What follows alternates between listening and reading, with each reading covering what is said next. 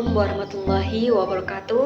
Perkenalkan, nama saya Putri Alfiana Antoni dari Prodi Pendidikan Agama Islam semester 5. Yang saya hormati Bapak dosen Muhammad Syarif Khalili selaku dosen mata kuliah Etika Politik Pendidikan. Di sini saya akan menjawab pertanyaan dari beliau yang saya memilih dari pertanyaan yang nomor 3, yaitu memilih dari salah satu materi.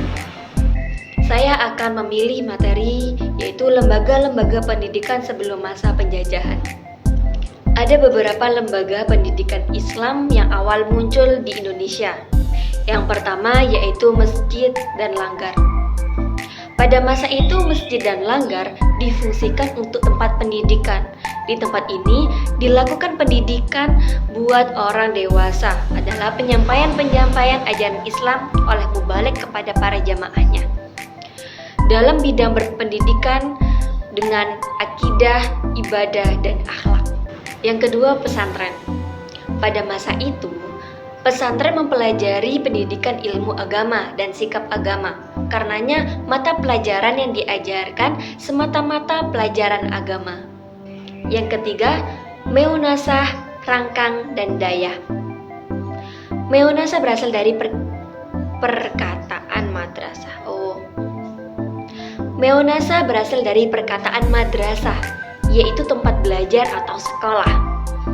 Ditinjau dari segi pendidikan awal bagi anak-anak yang dapat disamakan dengan tingkat sekolah dasar. Di meunasah diajarkan menulis, membaca huruf Arab, ilmu agama, dan ilmu bahasa Jawi, serta akhlak.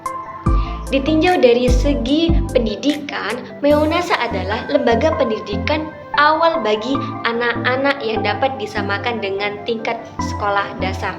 Di meunasah, para murid diajarkan menulis, membaca huruf Arab, ilmu agama, serta akhlak. Rangkang adalah tempat tinggal murid yang dibangun sekitar masjid. Tiap-tiap kampung harus ada satu meunasah.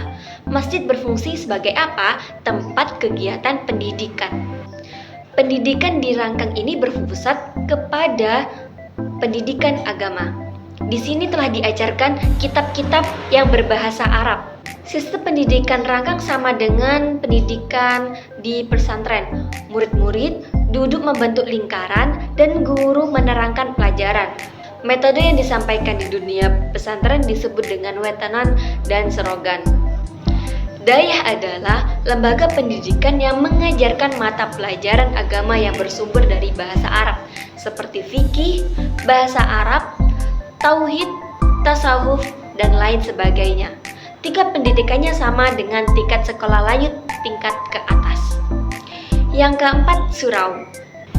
Surau menggunakan sistem pendidikan halaqah. Materi pendidikan yang diajarkan pada awalnya masih seputar belajar huruf hijaiyah dan membaca Al-Quran. Di samping ilmu-ilmu keislaman lainnya, seperti keislaman, akhlak, dan ibadah, pada umumnya pendidikan ini dilaksanakan pada malam hari.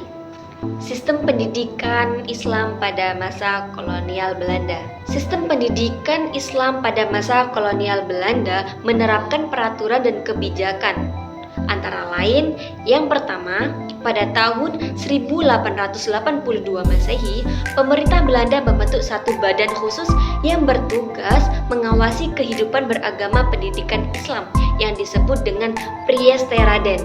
Atas nasihat badan inilah maka pada tahun 1905 Masehi, materi Belanda mengeluarkan peraturan yang isinya bahwa orang yang memberikan pengajaran atau baca pengajian harus meminta izin terlebih dahulu.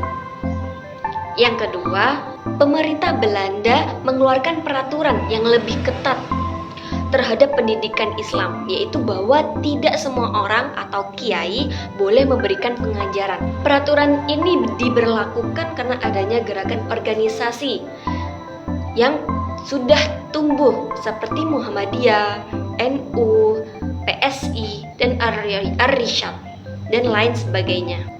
Peraturan yang ketiga yaitu peraturan yang memberantas dan menutup madrasah sekolah yang tidak diberikan izin untuk memberikan pengajaran atau memberikan pelajaran yang tidak disukai oleh pemerintah Belanda yang disebut dengan Ordonansi Sekolah Liar.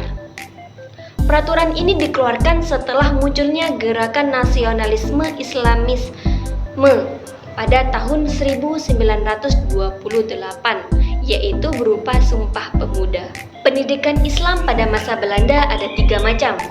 Yang pertama, sistem pendidikan peralihan Hindu-Islam. Sistem ini merupakan sistem pendidikan yang masih menggabungkan antara sistem pendidikan Hindu dengan Buddha. Sistem ini dilaksanakan dengan cara guru mendatangi murid-muridnya. Yang menjadi murid-muridnya yaitu anak-anak para bangsawan dan kalangan keraton.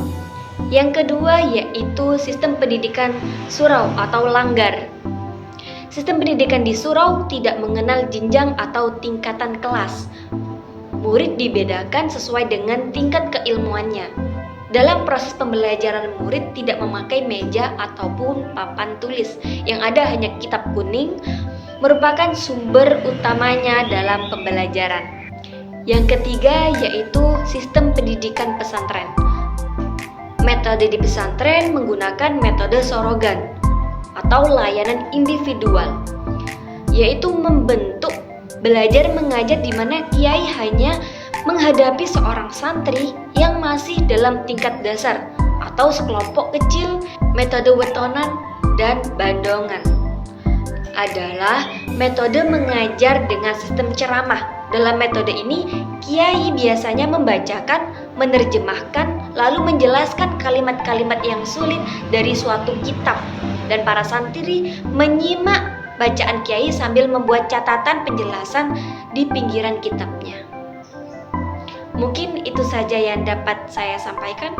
Kurang lebihnya saya mohon maaf yang sebesar-besarnya. Wallahul muwaffiq ila aqwamit thoriq. Assalamualaikum warahmatullahi wabarakatuh.